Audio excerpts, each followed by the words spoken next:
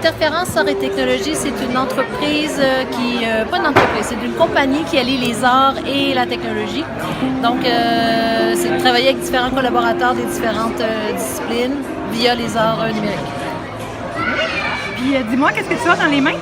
C'est une canette numérique qu'on a recréée, dans le fond, la forme d'une bombe à sol. Et comment ça fonctionne? C'est qu'il y a un LED ici qui est capté par la caméra, qui crée une croix qui permet au logiciel de savoir où tu es positionné dans l'espace. Ce qu'il faut savoir, c'est que ça n'a pas été conçu pour travailler sur un écran. La beauté de ce truc, c'est que c'est fait pour travailler à l'extérieur. Donc, avec une canette numérique, une caméra qui capte le LED, un projecteur derrière nous, avec le logiciel on leur dit, on peut travailler directement sur un building, sur des grandes surfaces. Évidemment, il faut le faire la nuit tombée, ça prend moins de luminosité, mais c'est spectaculaire, c'est pour faire du monumental. On peut faire du plus petit aussi. Un petit projecteur de maison peut faire le travail aussi. Mais pour projeter en très très grand, c'est possible. Ça a été conçu en fonction de travailler dehors. Parfait. Et tu me disais que, dans le fond, votre démarche était beaucoup plus de faire la performance, de faire une intervention artistique que de faire le côté techno de la canette.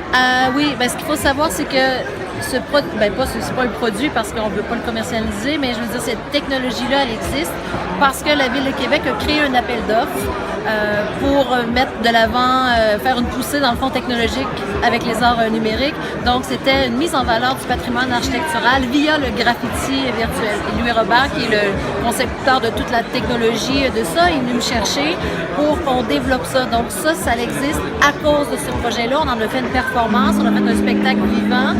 Mais l'idée, c'est pas de produire ça. Nous, ce qu'on aimerait, c'est de se promener, de faire ces performances-là dedans. Donc, toute la technologie qui a été développée grâce à ce financement-là est accessible. Si vous allez sur le site Internet, le logiciel qui a été développé, il est open source. Ça veut dire que s'il y a d'autres gens qui sont intéressés peuvent utiliser ce logiciel-là, l'améliorer, apporter des modifications et idéalement nous transmettre, nous alimenter nous aussi. Même chose pour la canette à l'intérieur, son système.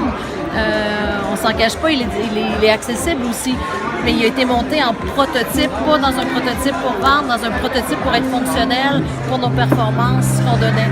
L'idée, c'est que ça ressemble le plus possible à une canette. Ce qui fait que quand on invite, exemple, des artistes professionnels ou pour un débutant, c'est facile d'accès.